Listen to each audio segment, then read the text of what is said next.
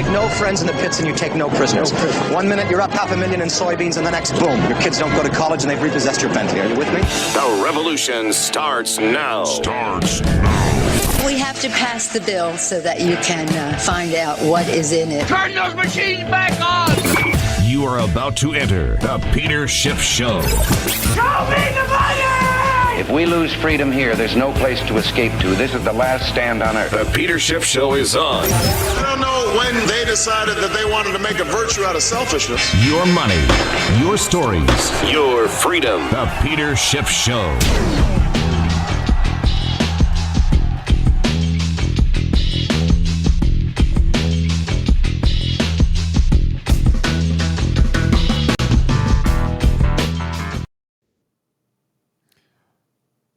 Hi, everybody, it's Peter Schiff, and I just got back yesterday from my time at the New Orleans Investment Conference. And, you know, I expected the mood to be even more jubilant than it was, considering how much the price of gold had risen between the conference a year ago and the conference this past week, and in particular, the gold mining stocks, because it's really a conference dominated by mining stocks. Almost all the exhibitors in the exhibit hall are gold and silver mining companies, you know, with a few others, you know, thrown in there. But the vast majority are mining companies, and pretty much all the attendees invest in gold and silver mining companies, in addition to the physical metal.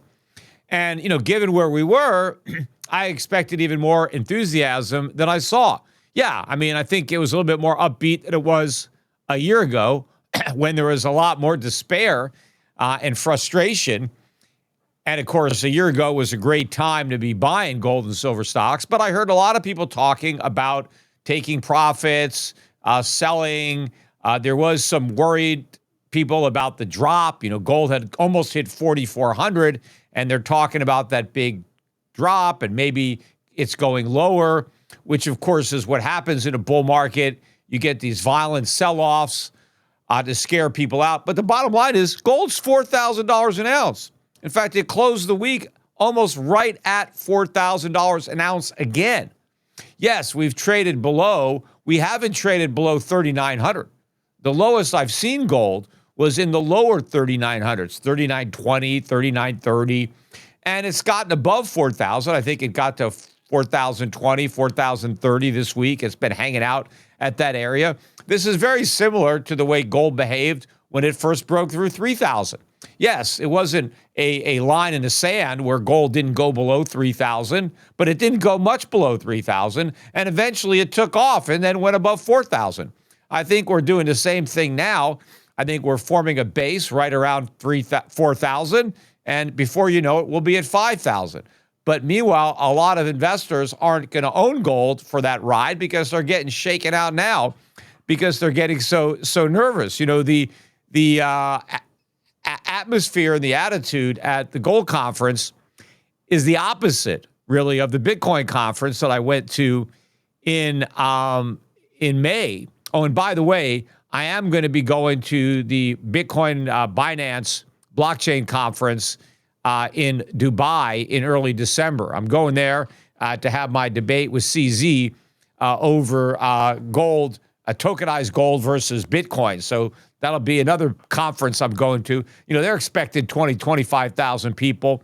We had, I don't know, 35,000, or they had 35,000, 40,000 people at the Vegas Bitcoin conference. We didn't even have 1,000 people at the gold conference, despite the fact that that conference has been going on for now 51 years, right? This is the oldest continuous gold conference in the U.S., and it doesn't even attract 1,000 investors. Obviously, this is not the bubble that the media is portraying it to be. The bubble is in crypto, and the air, by the way, is coming out. You know, Bitcoin got back below 100,000 today, and this week, this is the first time since June that we've been below 100,000. Now, there was some buying. I think the entire crypto community is kind of circling the wagons here, trying to defend 100,000. And they were able to pop the market back up to around 104,000. But to me, this is a big bear market. I think once we really break maybe 98,000, 97, get, some distance between Bitcoin and 100,000, it's just going to sink like a stone. If the crypto stocks are a leading indicator, they are getting slaughtered. Every stock that is any way related to crypto is way down. I mean, at least 40 or 50%, if not 60 or 70%. Even the leader of the pack, Strategy, hit a 52-week low this morning, and it was down 60% from its 52-week high. Now, it recovered. I think it closed down around 52% from that high. But this is the best stock, right? This is the poster boy for crypto companies, treasury company. And it's been cut in half in what's supposedly, the best environment ever for crypto, with the entire Trump administration behind crypto. In fact, Donald Trump, when he was on 60 Minutes this week, and he basically said that the only thing he cares about is that the United States lead the world in crypto. I mean, that's his main concern, right? According to Donald Trump. Yet despite all that, and he actually bragged on this show, and I'll talk a little bit more about some of the things that he said on the show, but he actually bragged about how right he was on crypto and the crypto industry being so important and being so vital, and that, we must beat China. We can't let China win in crypto. I mean, China doesn't give a damn about winning in crypto, right? That's not even on their bingo card. They'll let us have that market. What do they care? Who wants to lead the world in decentralized Ponzi schemes and pyramids, right? That's an American thing. The Chinese don't want any part of that. They want to invest their money productively. They want to make things that people actually need and that they want. They don't want to waste their resources on crypto. But if you look at these stocks, they are getting decimated, absolutely decimated, and they're a leading indicator of what's going to happen in the tokens themselves. I was watching this interview too on Anthony Pompliano's channel, and I don't remember the name of the company, but what they do is they loan money based on Bitcoin. Bitcoin's a collateral, and so you send your Bitcoin in, and they'll loan you 50% of the value. And they don't have any kind of credit check. They don't care if you have a job or if you have any other assets. The loan is based entirely on the Bitcoin that you put onto their platform. And apparently the reason that people are doing this is they don't want to sell their Bitcoin, right? They say that the number one rule of Bitcoin is never sell. And the reason that that's the rule is because the people who are selling wrote that rule to make sure other people didn't so they could get out. But so you have all these people and they're saying, hey, people have a lot of money in Bitcoin, but they don't want to sell their precious Bitcoin, but they still want to buy things. They want to buy a new car. Maybe they want to take a vacation. They want to buy a house, but they don't want to sell their Bitcoin. So what do? Well, leverage it, borrow against it, put up your Bitcoin and take out a loan. And this is what's going on. This is going to decimate this market. When the market starts to go down, all this Bitcoin that's being held as collateral is going to be liquidated.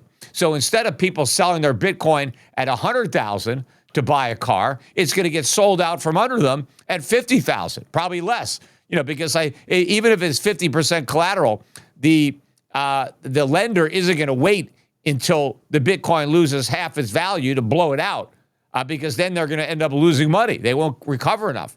But also, what's going to happen to a lot of these people is they're going to owe tax on the Bitcoin, but they would have already borrowed so much money and spent it that even though they're getting taxed at a lower level, let's say they bought their Bitcoin at $10,000 and it gets blown out at $50,000, they still have $40,000 of gains, but they're not getting $40,000 if they've already borrowed $50,000 out and spent it. Right? They're only going to get 10, but they're going to probably owe 20 in taxes. I mean, people are going to be completely upside down. It's so reckless and irresponsible. In fact, I think these platforms, these lending platforms, are probably going to end up getting sued by their customers who get blown out of their Bitcoin because of lack of warning.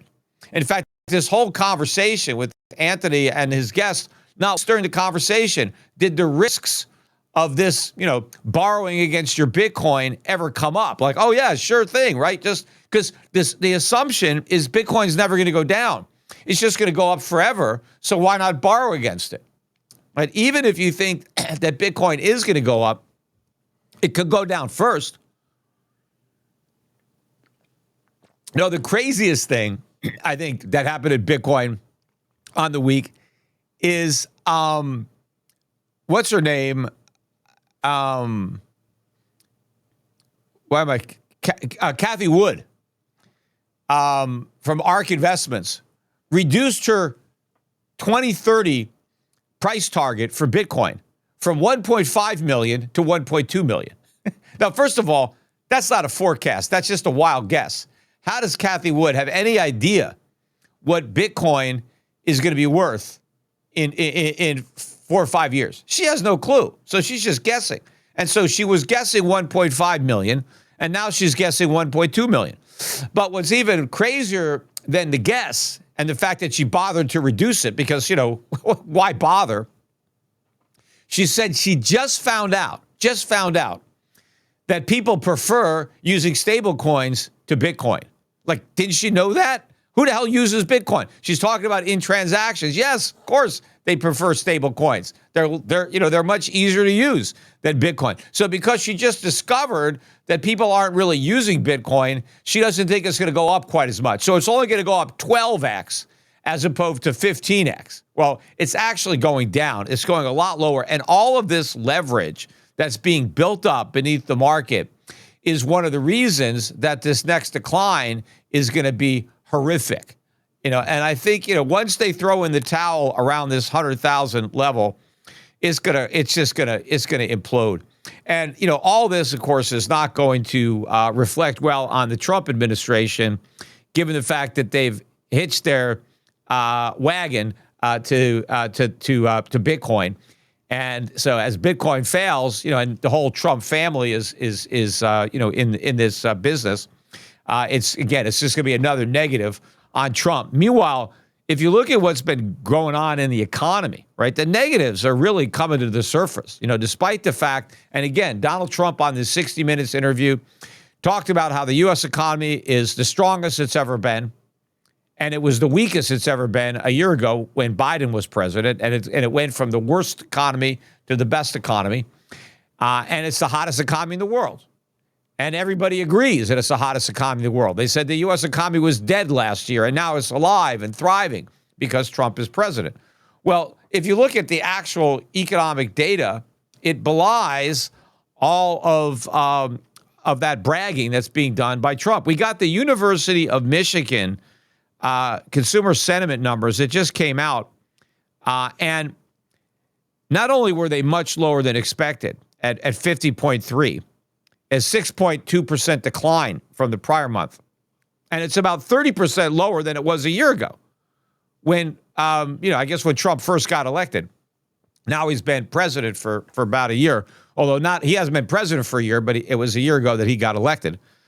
But this is the second lowest level for consumer confidence going back to 1978, second lowest.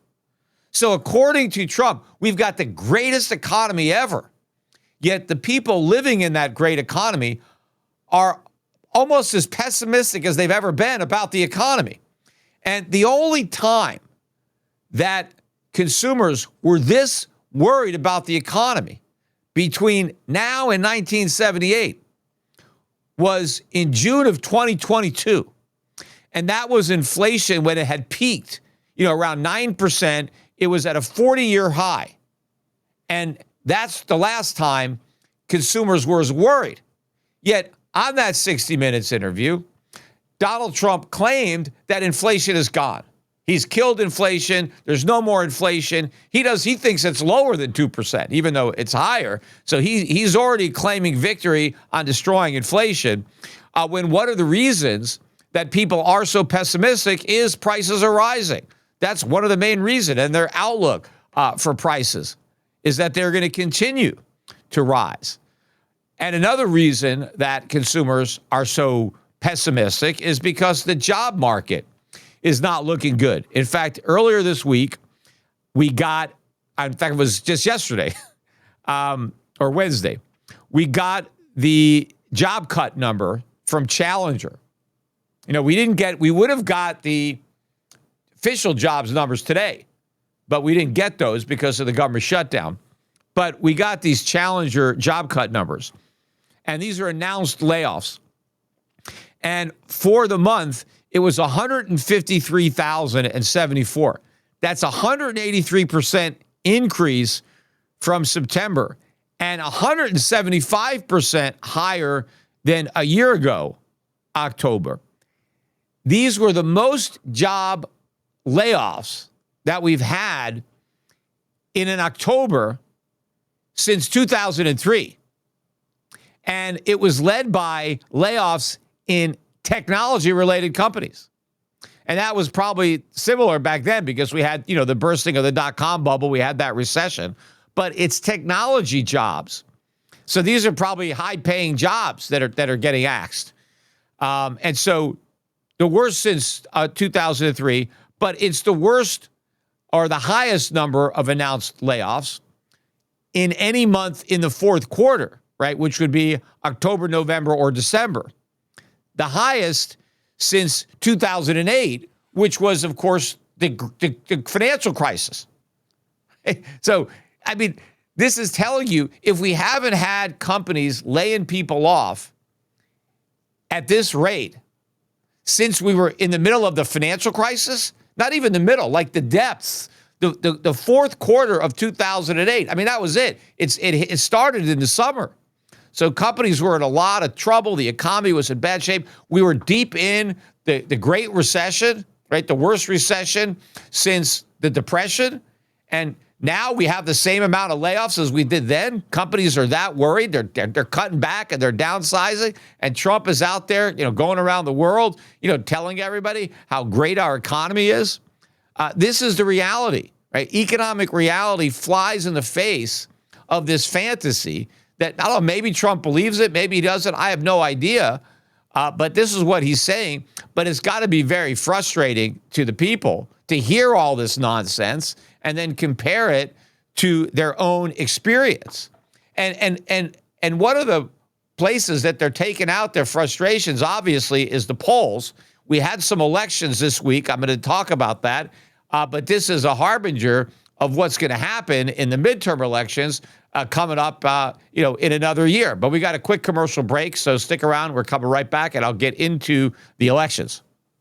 Every business is asking the same question. How do we make AI work for us? The possibilities are endless, and guessing is too risky. But sitting on the sidelines is not an option, because one thing is almost certain: your competitors are already making their move. No more waiting. With NetSuite by Oracle, you can put AI to work today. NetSuite is the #1 AI cloud ERP, trusted by over 43,000 businesses. It's a unified suite that brings your financials, inventory, commerce, HR, and CRM into a single source of truth. That connected data is what makes your AI smarter. So it doesn't just guess, it knows. NetSuite intelligently automates routine tasks and delivers actionable insights, helping you cut costs and make fast AI-powered decisions with confidence. This isn't another bolted-on tool. It's AI built into the system that runs your business. Whether your company earns millions or even hundreds of millions, NetSuite helps you stay ahead of the pack. NetSuite is the platform that I would choose, and you should too. Right now, you can get their free business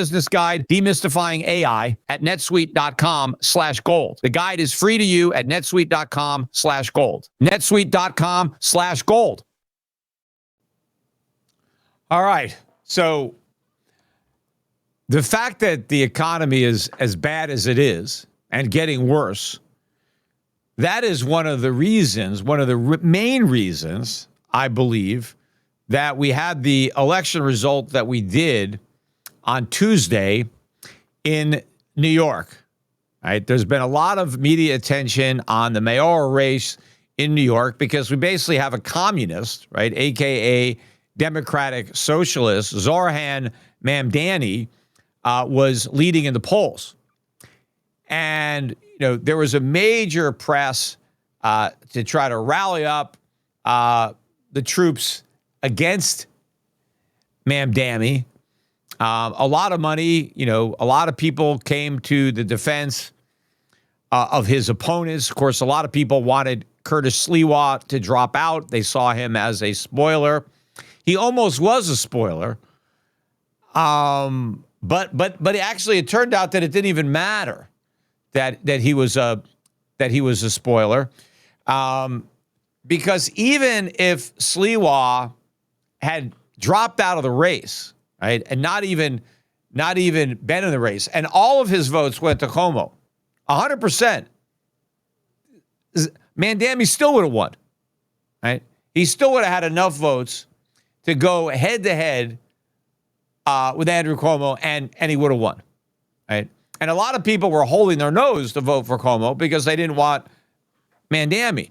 But the people who wanted Mandami enthusiastically wanted this guy. I mean, they're so happy that their guy, their champion, is now the mayor of New York. And he played into not only the weakness in the economy, but the general ignorance among young people in particular of economics. And that's because, they've been educated or indoctrinated in government schools. And so they don't know a thing about capitalism and how it works and why it works. And they don't understand anything about socialism and why it doesn't work, right? They don't learn anything in their schools. And so somebody comes out and he promises all this free stuff and the people want it, and he plays into their fears. Your rent is too high, right? Your food bills are too high. So the government's going to solve these problems. And of course, the people think, well, I need the problem solved. Nobody else is solving them. And so this guy's promising that he's going to do it. But of course, the government doesn't solve problems. The government creates problems. The problems that people have now are created by government. They just don't know it. The solution is the free market. If rents are too high, the solution is to allow the free market to bring them down. But the reality is the main reason that rents are too high is because the government is already interfering in the free market and doing things that are leading to higher rents that the market is not curing. And of course, people would have better incomes and more employment opportunities if the government wasn't erecting barriers in that area as well. And, if you think about the supermarkets, right, because Mandami wants to set up these government-run supermarkets. And I guess the reason is because the owners of the grocery stores and the supermarkets, they're gouging their customers, to make a profit. And so apparently, I guess what Mandami wants to do is take the profit out of groceries. And if we could just take the profit out of groceries, well, then groceries will be affordable because we could get that greedy, business owner, those greedy corporations or whoever supposedly owns the supermarkets, right? If we could just get rid of that profit motive, well, then we could lower prices. Except the margins on groceries are about as low as they could be. 1%, 2%, 3%. I mean, that's it.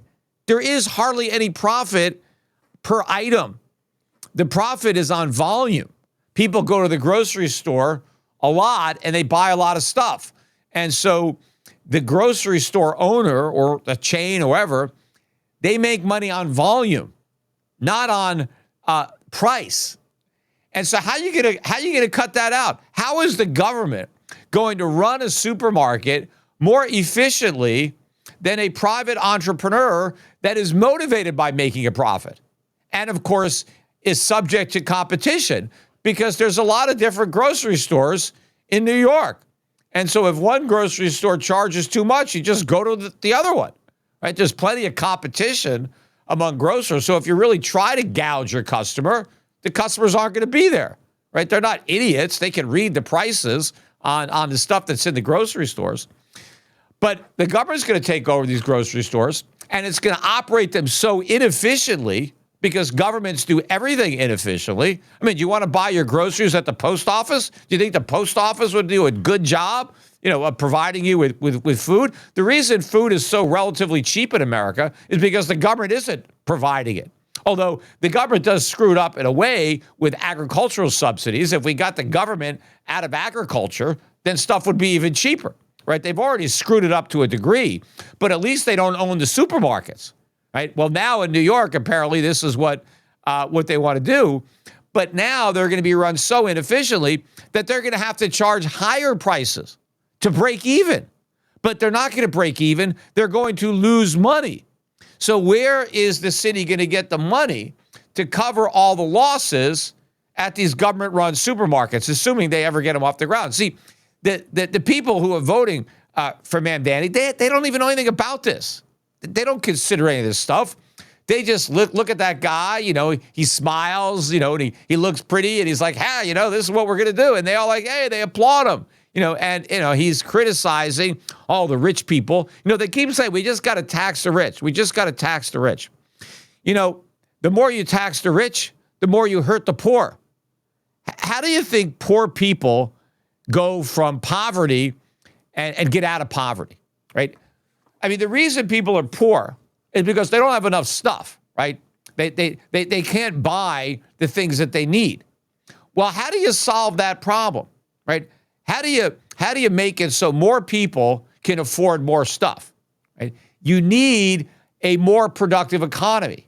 You need to increase the supply of stuff. You need to create abundance out of scarcity so that prices can come down. You need to bring down the cost of living. So if things cost less, then poor people can afford to buy more stuff, and maybe they won't be poor, right? Poverty is really the inability to afford things. But as prices come down, you lift people out of poverty. Well, how do you bring prices down? You need more production. Well, how do you get more production? You need investment. You need capital to get more productivity. And of course, another thing that the poor people could use is a job.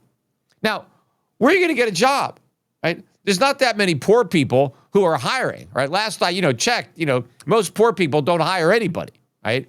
In fact, if you got a boss, chances are he's not poor, right? Because if he was poor, he probably wouldn't be hiring you, right? So what the poor people need is they need more stuff at lower prices, and they need somebody to hire them. They need a job, right? Well, it's the wealthy people in society who are going to provide both. It's the wealthy people who invest and provide the capital to increase productivity, and it's the wealthy people that provide employment opportunities. And so if you increase taxes on the rich, what are you going to get? You're going to get less investment, you're going to get lower productivity, and you're going to get fewer job opportunities. How does that help the poor? It doesn't. It actually hurts the poor more than it hurts the rich. Because generally, the rich are still rich, even if you increase their taxes. But what the rich do when you increase their taxes is they invest less and they hire less. So who really gets harmed by taxing the rich? It's the poor, who are counting on the rich to improve their lives, to bring down their cost of living, and to provide them with a job. So all this stuff backfires. We just got to take more money from the risk, as if that is going to solve any of the problems. At one point in America, no one paid any income taxes. The rich or the poor or the middle class. Well, we had no Social Security taxes. And there was a smaller, divide between the rich and the poor. We did a better job of raising the standard of living of our people when we weren't taking anything from the rich. Think about all the money the government collects in taxes, yet we still have all these problems, right? If we still have poverty, despite the fact that we're already soaking the rich with taxes, how is soaking them some more going to make it any different? You can just look at education, right? We have, lousy government education. We spend more money per person than any country in the world, and we've got about the worst education of any country in the world. Our kids have the lowest test scores. And everyone says, we just need to spend more money on education. Well, why? We're spending so much now, and we're in last place. How is spending more going to change that? You know who wants us to spend more money on education? The education establishment, right? The schools, the bureaucracy at the schools, the teachers, right? They all want us to spend more money on education because they get the money. The truth is, we need to spend less money on education, and we need to spend more time educating, and less time, spending. But more spending is never going to do it, and more taxes on the rich is not only not going to help the poor, it's going to hurt the poor, right? Taking money from wealthy people who would otherwise invest it productively and giving it to the government just to dole it out to the people in exchange for their votes, that's how you create poor people. That's how you perpetuate poverty.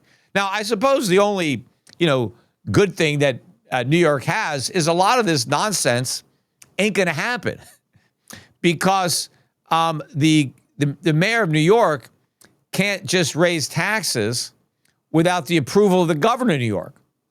And the governor doesn't want to scare all these rich New Yorkers out of the state, because if they end up moving out of New York City, they may not just head for the suburbs of New York. They may head for for Florida or Texas. Maybe some of them will come down here to Puerto Rico. And yes, New York is going to lose those taxpayers, New York City, but so will New York State. And, New York State wants those wealthy people paying the state income tax. So he's going to have a hard time. But there's probably going to be some things that he could get through, some stuff on rent control. I mean, I guess he could do this nonsense with the supermarkets, probably with the subway systems and the buses, right? He wants to make them free. Well, of course, what happens when they're free, right? They're going to be more crowded than they are. People will use the buses, even if they have to go 6 blocks. Why walk? I can get on a bus for free. And which means that, you're never going to get a seat. They're going to be crowded. I mean, it's going to be a disaster when you no longer have, a price. Now, I know a lot of people already just, jump to turnstiles in the subways, but it's going to be even worse, if they're officially going to be for free.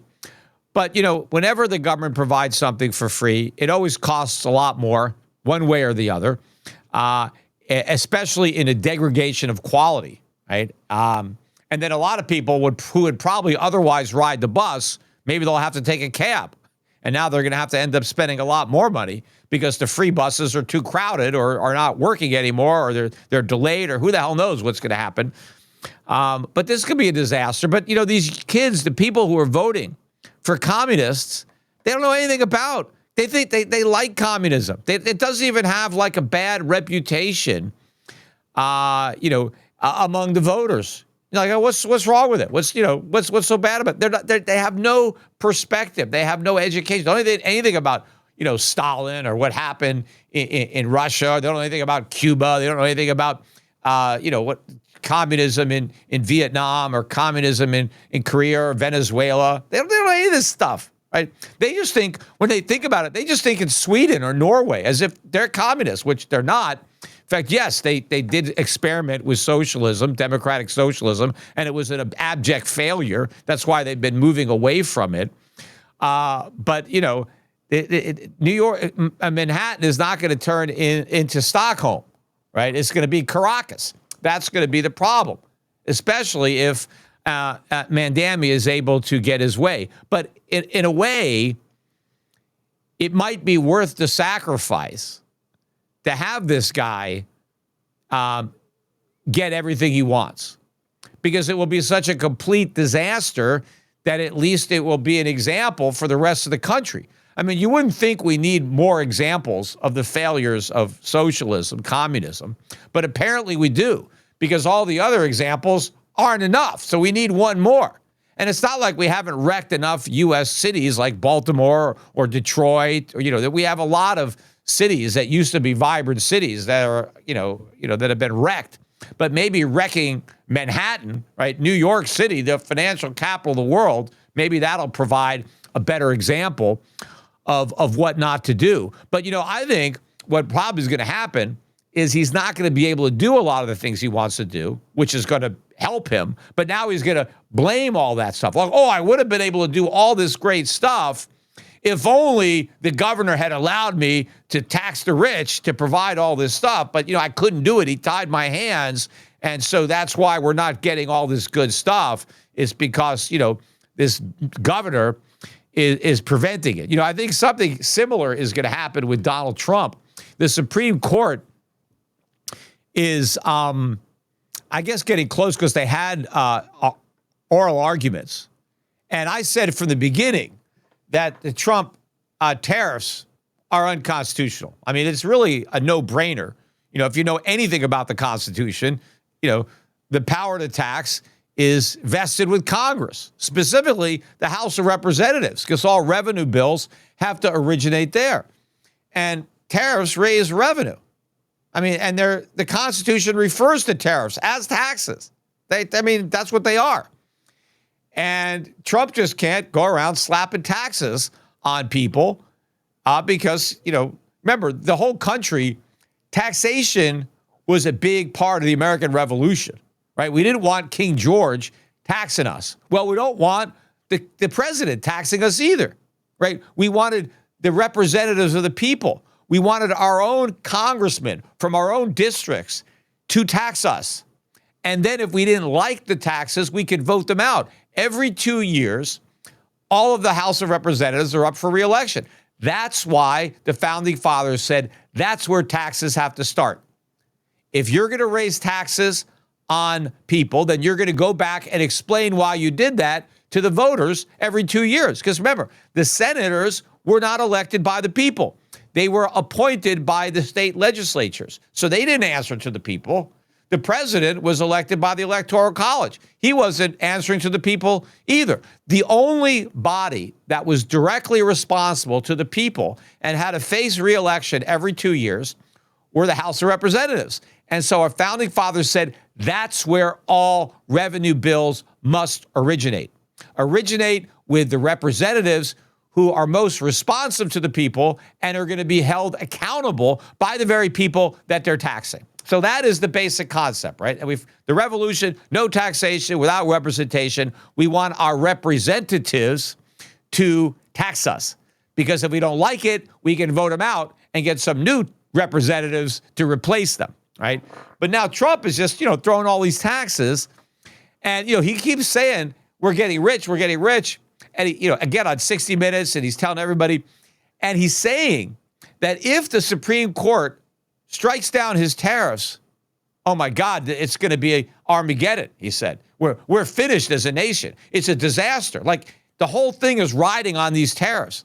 He said, if we lose these tariffs, we're going to lose trillions and trillions of dollars. It's not trillions, and we're not losing it. We're collecting it from ourselves, right? He still thinks we're getting all this money from China and from Europe. We're not getting anything.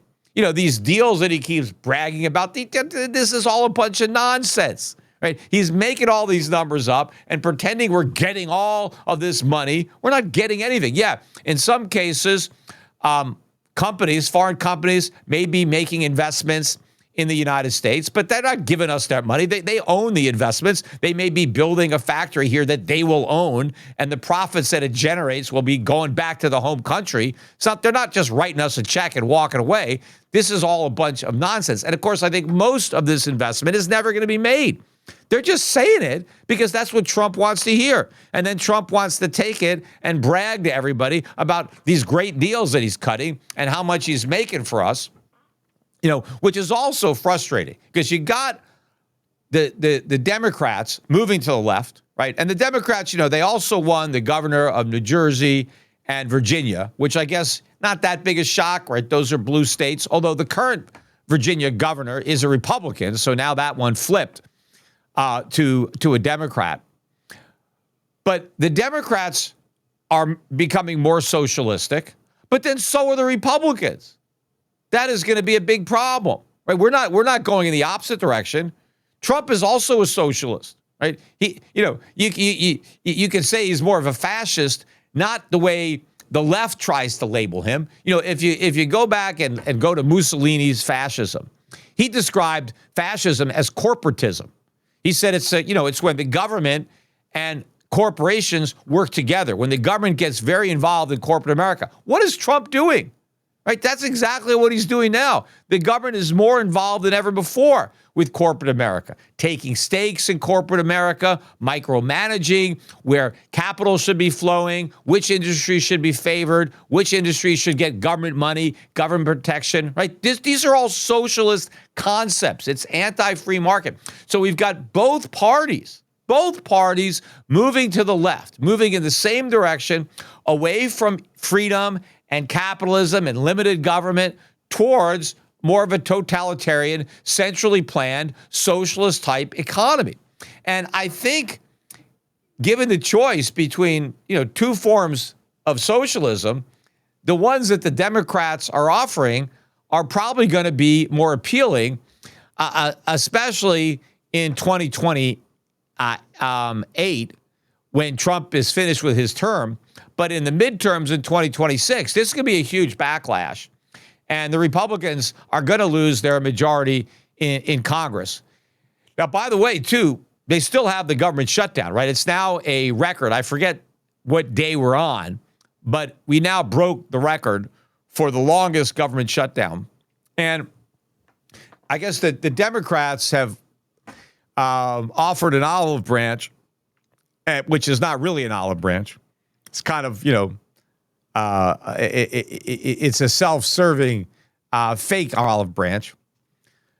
But they're saying that, hey, if you just agree to extend the Obamacare cuts for a year, right? The premiums, not the cuts. I mean, if you preserve the subsidies for another year, we'll vote, for the continuing resolution to reopen the government, right? We just, you don't have to make them permanent.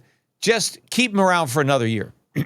Now, if the Republicans bite on that, they might as well vote to make them permanent because it was already supposed to be temporary. And if they extend them now for a year, well, why wouldn't they do it again a year from now, right? If the Republicans are going to cave now, why won't they cave in a year when it will be even harder to do it, right?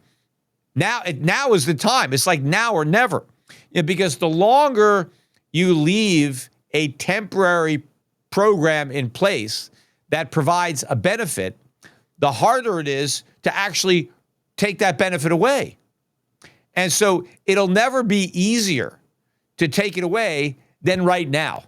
And so if they buy into this and agree with the Democrats to table it for another year and allow that subsidy to be provided to all these people for yet another year, it'll be that much harder a year from now to take it away.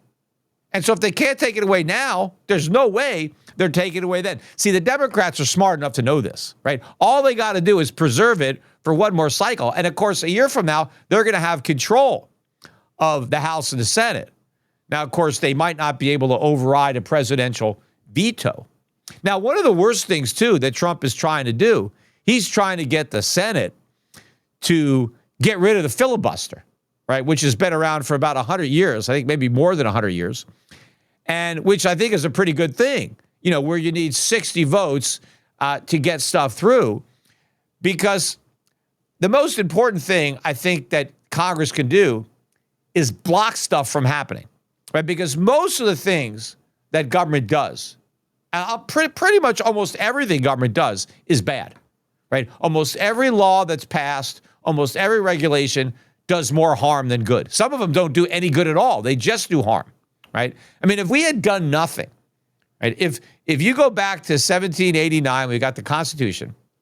If we had never done anything, if not a single law had been passed, we'd be in so much better shape. I mean, maybe someone's going to say, well, what about slavery? Okay, so, I don't know, forget about slavery. Let's say we got rid of slavery and that's it, right? But none of the other laws that have been enacted, right? If Congress did nothing, if all we did was elect Congress and they just, they just had fun, right? They just, played card games and went out and played golf. If they never did anything, we would be so much better off today. We'd be so much more prosperous.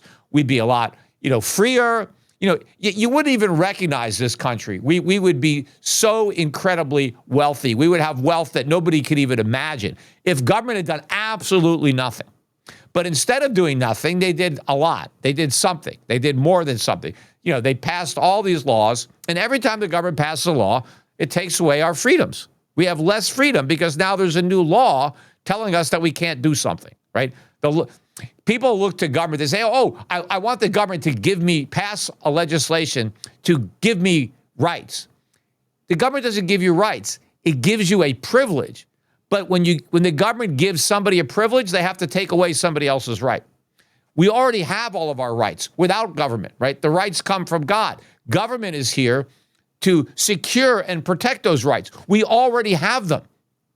All government does is infringe on them, takes them away, right? So if government had done nothing, we'd all be better off. So the filibuster helps make sure that the government does less, right? Because the Senate can block stuff from happening, and that's good, right? Because whatever's trying to make its way through the House and the Senate, chances are it's a bad thing. And so we got to stop it. I mean, the only thing that they could really do now that would be good would be to repeal stuff, right? Because if you could repeal some existing regulations and some existing laws, that would probably be a step in the right direction because government is undoing the harm that it's already done. But most of the time, they're just trying to come up with new ways to harm us. And at least the filibuster means that some of this bad stuff isn't going to make it because you're not going to get 60 votes. So right now, the Republicans can't get 60 votes. They can get 50, they can get 51, right?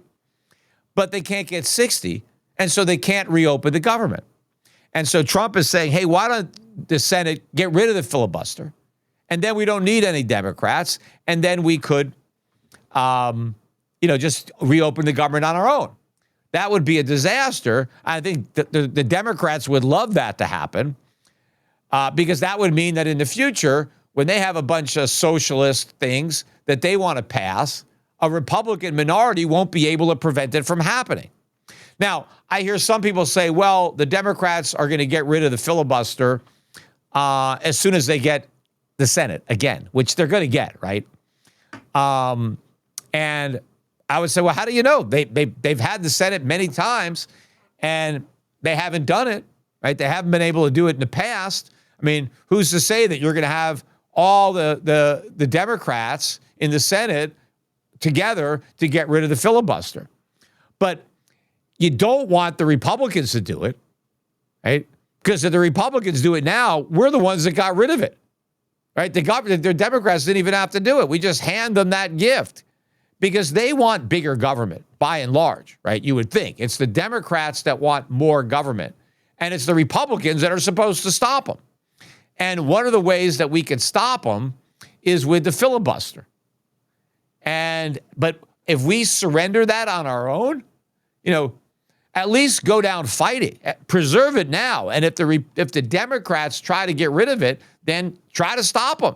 Try to get some moderate Democrats who also won't like what the Democrats want to do to stand with the Republicans and stop it. You don't want to just throw in the towel. But the fact that Trump is encouraging this, get rid of this filibuster, again, shows me that he doesn't really care about the country. He just cares about his own presidency. He's just trying to make himself look good by getting the government to reopen. And if that means putting us in a worse position in the future because we've given up on the filibuster, now, that would do even more damage. I'd rather have them just agree with the Democrats to extend these Obamacare subsidies than give up the filibuster. But, if they just want to hang tight, right, eventually the Democrats are going to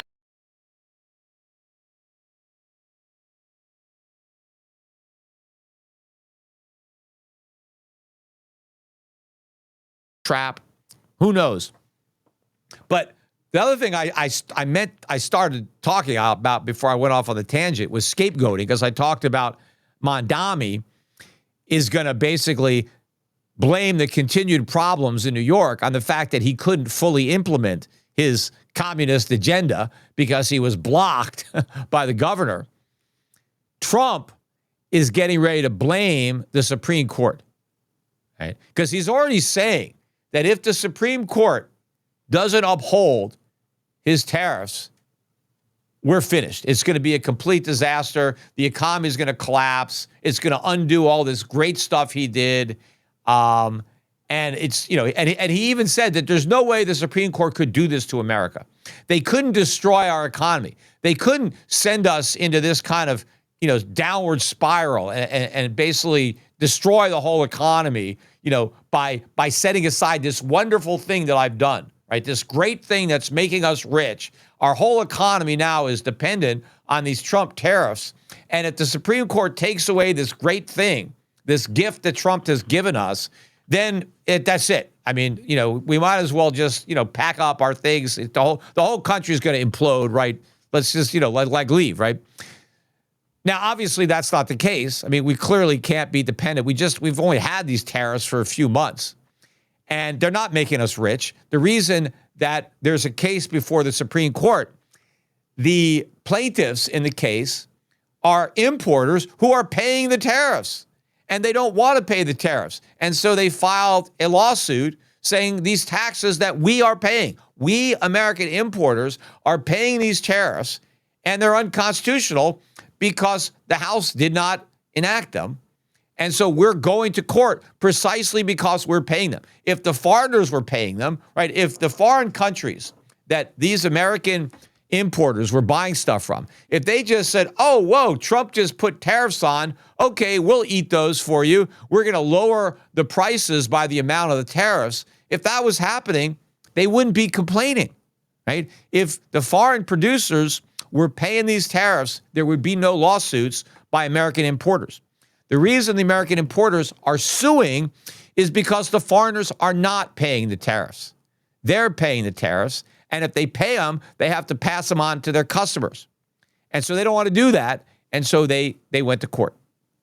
And in reality, right, if the tariffs are removed, that's actually a good thing for the Trump administration for two reasons. One, the recession won't be as bad without the tariffs because the tariffs are actually harming the economy. They are not helping it, right? The economy is bad. It would have been bad even without the tariffs, but it's worse with them. So number one, if the court throws out the tariffs, not only are they doing the right thing, but it'll actually be a net positive for the economy, right? But number two, and probably more important for Trump, it provides Trump with another scapegoat. See, right now, his main scapegoat has been the Fed. Too late, pal, right? That idiot, that moron, right? That low IQ person, too late, pal. He's got interest rates too high. He hasn't cut them enough. So he's already set Powell up to be the fall guy, right? We're probably already in recession. Look, we've been in recession for a while, and we'd probably know it maybe if the government wasn't shut down because, we're not getting a lot of data. And my guess is the data we're not getting is very weak. And so Trump is probably happy that the bad news isn't being delivered. But in addition to blaming Powell for the recession, say, look, everything was great, but the damn Fed screwed it all up. If they had only cut rates like I told them, right, because Trump has said he knows more than anybody at the Fed, right? He should really be in charge of the Fed because he's that smart. But unfortunately, we have these low IQ people. And they don't know what they're doing, and they haven't cut rates. So he could blame the Fed that if it wasn't for the Fed, we'd have a great economy. We had a great economy, but the Fed ruined it, right, by not cutting rates. But now he's going to have the Supreme Court as another scapegoat because the Supreme Court strikes down his tariffs. The economy is in recession. Maybe officially the numbers come out, and Trump says the Supreme Court did it. We had this great economy, and the Supreme Court pulled the rug out from under it. They put a knife in it by doing such a reckless and irresponsible thing as repealing, my signature issue, right? They keep saying that, hey, the Supreme Court should give Trump some leeway here because he campaigned on this. This is his signature issue. It doesn't matter. If his signature issue is unconstitutional, it's unconstitutional. You got to take the politics out of it. The Supreme Court is not supposed to decide whether or not the tariffs are good or bad. The Supreme Court is supposed to decide, are the tariffs taxes, which they are taxes, and does the president have the power to impose them? And I don't care if you want to claim it's an emergency, right? Because if the president can tax something simply because he claims something is an emergency, what are his emergencies? Fentanyl is an emergency. The trade deficits. We've had trade deficits for 50 years, and now the trade deficit is an emergency? Right? Who knows what kind of climate emergency, right, The Democrats, hey, there's a climate emergency. Oh, the president's going to enact a wealth tax or whatever kind of tax because we have a climate emergency. What are we going to do? Well, the president now has broad powers to tax whoever he wants. Doesn't have to go through Congress because we've just declared a climate emergency, right? Who knows, right? Obviously, you can't concoct a fake emergency to try to usurp powers that you don't have, right? I mean, most of the Constitution has already been torn up and thrown out, right? But at least let's abide by this. This is pretty clear and pretty obvious where the taxing authority lies in the Congress and that a tariff is a tax. And in fact, when Trump is bragging about all the revenue that he's collecting, you collect revenue from taxes, right? The revenue is proof that the tariffs are a tax, right? Maybe if there was no revenue associated with tariffs, he'd have a better argument that they're not a tax. But of course, that's exactly what they are. But it's going to give Trump yet another scapegoat. Anyway, that's it for today's podcast. Again, I think gold is forming a nice base here at 4,000. Silver, it's not, at 50, but it ain't much below it. It's around $48 and change. I mean, it's holding pretty steady, very close to $50. It's not tanking back down to 40. So I think, again, this is another opportunity, just like when silver was around 30, and I was saying 30 is the new 20. 50 is really the new 30. I mean, yeah, you could buy it a little bit below, but for who knows how long. So buy yourself some physical gold and silver at Schiff Gold. The gold mining stocks, again, a lot of these stocks are now in bear markets. It is amazing how far off their highs most of these gold and silver mining stocks are, even though gold is almost 4,000, even though silver is almost 50. These stocks have lost almost all of their gains, since gold was, I think, 3,600, 3,700, since silver was 40. A lot of these stocks are back down to where they were when silver was 40, even though it's 50. And they're just so scared because, well, it was 54, so it's going down. So what? It was 54 for like a day. I mean, if you took that 1 week out, we'd be at the highs, right? I mean, where we are right now is, a month ago, this would be record highs for gold and silver a month ago. Yet there's so much bearishness among investors. And there's not nearly enough bearishness among crypto investors. They're completely complacent. They're happy as clip. They're not worried at all that Bitcoin is going down. They think it's on sale. Hey, it's $100,000. It's on sale. On sale, you're buying nothing and you're paying $100,000. The sale is on gold and silver. And where the sale is whatever you would buy if you just sold your Bitcoin up here. But people don't want to sell it so much that they're going to borrow against it, where they're going to sell it. It's just going to be sold out from under them at a much lower price than if they just sold it right now. So get your gold and silver, buy these mining stocks. My gold fund, the Euro Pacific Gold Fund, EPGIX is the no load, or go to Europac.com.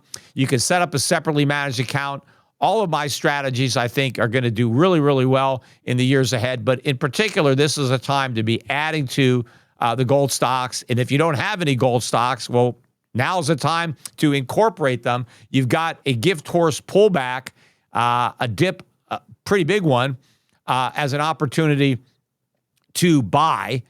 And again, don't forget, if you're not currently subscribing to the free newsletter, go to shiftsovereign.com. And in fact, we've got some really good stock recommendations in the mining space as well as part of our strategic assets newsletter, which is a premium service that you could try with an exclusive money-back guarantee. So there's a lot of opportunities right now in the mining space, and they've improved significantly over the last couple of weeks as a lot of fear has gone through the market as a result of a correction that barely reduced the price. We corrected to 4,000 gold, not from 4,000. And silver has corrected, and it's almost 50. So it's a very, very strong market, and the strength is being greatly underappreciated, even by the diehard gold bugs and silver bugs. And so when you have that kind of skepticism among the true believers, just imagine what you got out there among the investing public at large. So anyway, that's it for today, and I'll be back again next week with more podcasts. Bye for now.